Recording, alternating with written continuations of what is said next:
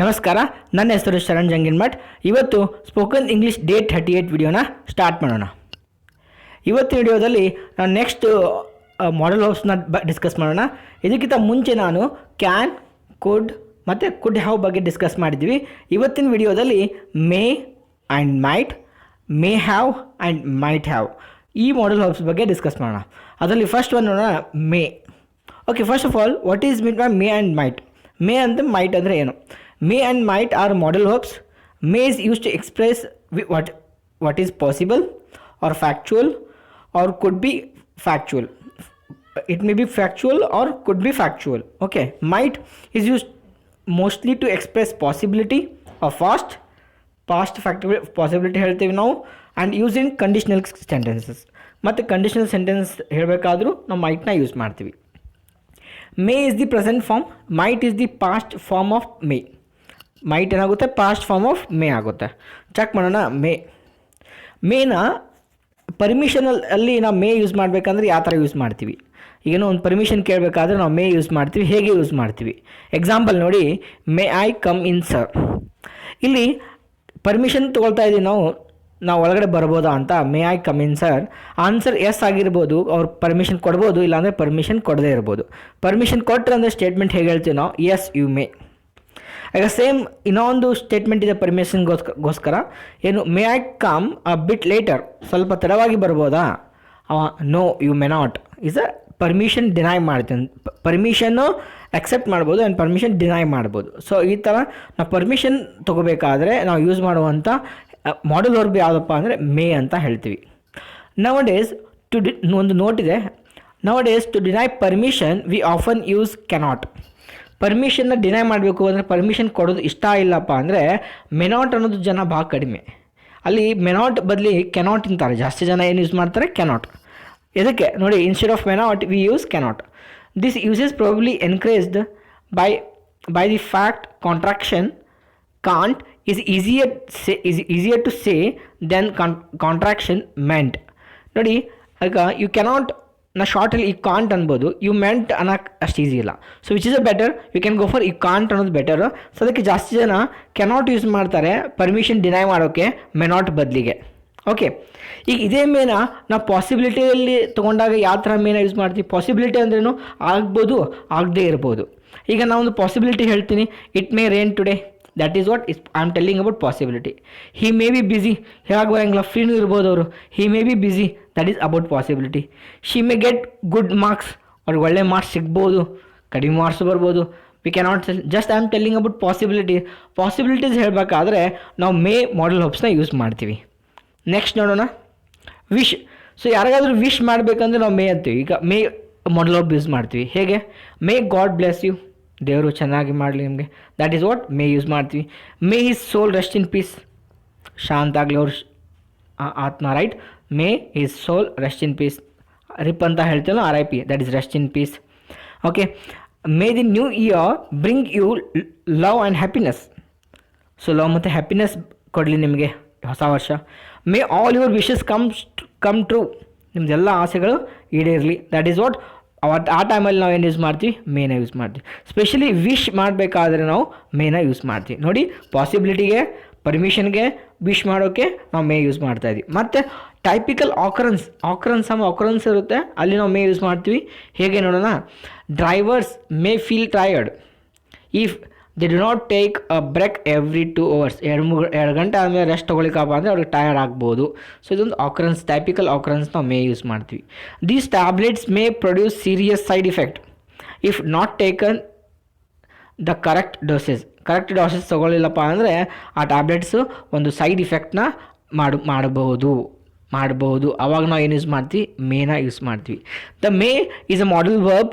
Normally ಪರ್ಮಿಷನ್ಗೆ use ಮಾಡ್ತೀವಿ, then possibility ಹೇಳೋಕ್ಕೆ, ದೆನ್ ವಿಶ್ ಮಾಡೋಕ್ಕೆ, ದೆನ್ ಸಮ್ ಆಕರೆನ್ಸ್ ಇರುತ್ತೆ ಆ ಪರ್ಟಿಕ್ಯುಲರ್ ಪ್ಲೇಸಸಲ್ಲಿ ನಾವು ಮೇನ ಯೂಸ್ ಮಾಡ್ತೀವಿ. ಓಕೆ, ನಾವು let me go for might ಬಗ್ಗೆ ಎಕ್ಸ್ಪ್ಲೇನ್ ಮಾಡ್ತೀನಿ. Might is used mostly to express possibility. The English speakers use might to make suggestions or requests. Might is also used in conditional sentences. Conditional sentenceನಾಗ use ಮಾಡ್ತೀವಿ.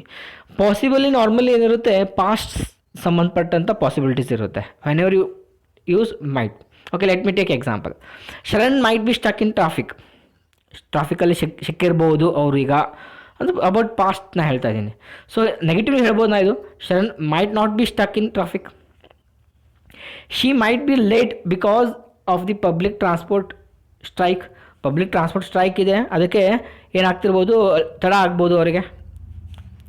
So I might go to the movie tonight, though I am not sure, ನಂಗೆ confirm ಇಲ್ಲ, but ನಾವು ಹೋಗ್ಬೋದು ಇವತ್ತು night ಮೂವಿಗೆ. That is what, ಅವಾಗ ನಾವು ಮೈಟ್ನ ಯೂಸ್ ಮಾಡ್ತೀವಿ. The dog might bark when we pass by the gate. So ಆ ಗೇಟಿಂದ ಹೋಗಬೇಕಾದ್ರೆ ಡಾಗು ನಮಗೆ ಒದರ್ಬೋದು. ಮೀನ್ಸ್ ನಾಟ್ ಕನ್ಫರ್ಮ್ಡ್, ಪಾಸಿಬಿಲಿಟಿ ಬಗ್ಗೆ ಹೇಳ್ತೀವಲ್ಲ, not confirmed.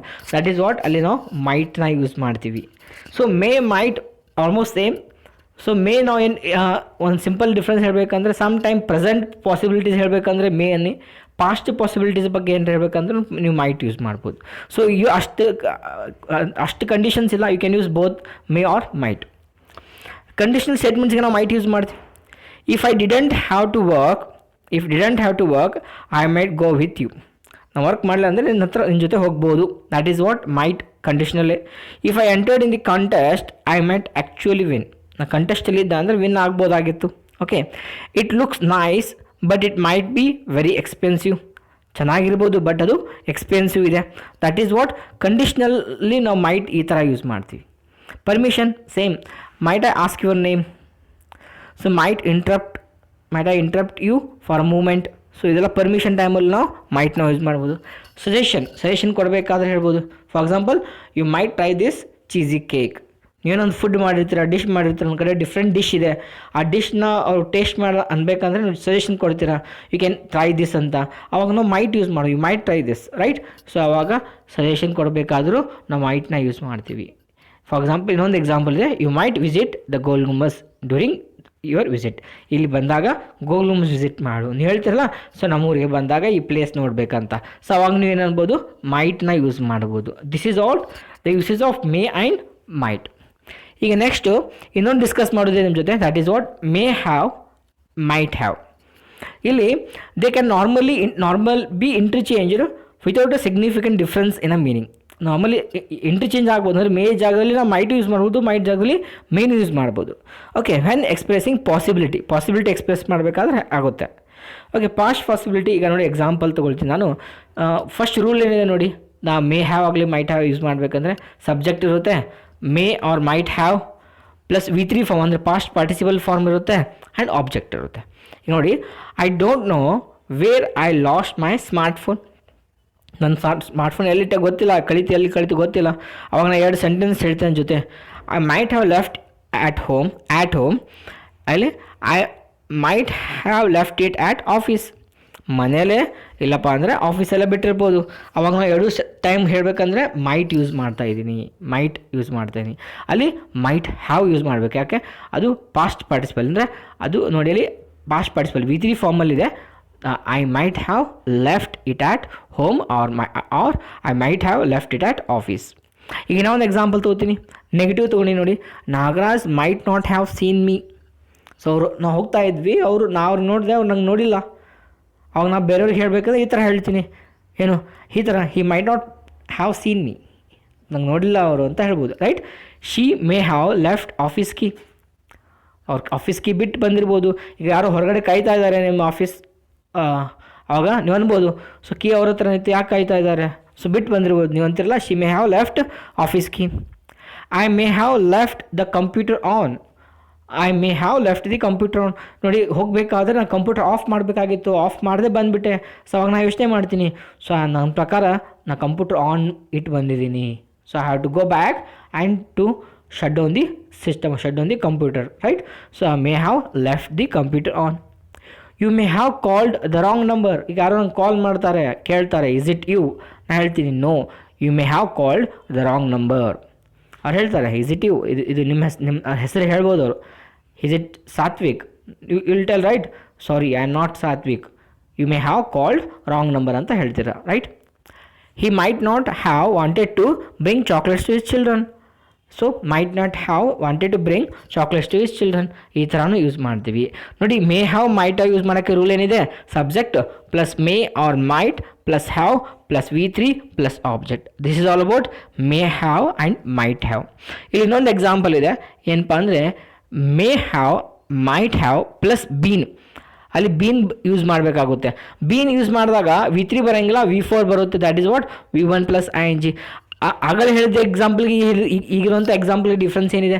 May have might have it is related to past possibilities. Past possibilities ಯಾವುದು? ಆ್ಯಕ್ಷನ್ ಕಂಪ್ಲೀಟ್ ಆಗಿದ್ದದು, action complete ಆಗಿದೆ ಅಂತ ಹೇಳ್ತೀವಿ, ಈಗ ತಾನೇ ಕಂಪ್ಲೀಟ್ ಆಗಿದೆ ಅಂತ ಹೇಳ್ತೀವಿ. ಬಟ್ ಇಲ್ಲಿ May have been might have bean ಆ ಥರ ಕೆಲಸ ಮಾಡೋಂಗಿಲ್ಲ. ಪಾಸ್ಟಲ್ಲಿ ಆ್ಯಕ್ಷನ್ ನಡೀತಾ ಇರಬೇಕಾದ್ರೆ ಹೇಳೋದು ನಾವು may have been might have been ಅಂತ ಹೇಳ್ತೀವಿ. ನೋಡಿ ಎಕ್ಸಾಂಪಲ್ ನೋಡಿ, he may have been sleeping. ಈಗ ನೀವು ಹೇಳ್ತೀರಾ ಈಗ ಮಲ್ಕೊಂಡಿರ್ಬೋದು ಅವರು ಈ ಟೈಮಲ್ಲಿ. He may have been sleeping. She may have been talking with her mother. ಫೋನಲ್ಲಿ ಮಾತಾಡ್ತಿದ್ದಾರೆ, ನಾವು ಗೆಸ್ ಮಾಡ್ತಾ ಇದ್ದೀವಿ ಯಾವ ರೀತಿ ಮಾತಾಡ್ತಾ ಇದ್ದಾರೆ. She may have been talking with her mother. So that is what guess ನಾವು ಹೇಳ್ತಾವಲ್ಲ, that is possibilities. They may not have been doing their homework. ನನ್ನ ಪ್ರಕಾರ ಅವ್ರು ನಿನ್ನೆ ಹೋಮ್ವರ್ಕ್ ಮಾಡ್ತಾ ಇಲ್ಲ. ಸೊ ಅವಾಗ ನಾವು may have been or might have been ಅಂತ ಯೂಸ್ ಮಾಡ್ತೀವಿ. ಸೊ ಓವರಾಲ್ ಈ ವಿಡಿಯೋದಲ್ಲಿ ನಾನೇನು ಎಕ್ಸ್ಪ್ಲೇನ್ ಮಾಡಿದೆ? May, might, may have, might have, may have been, might have bean.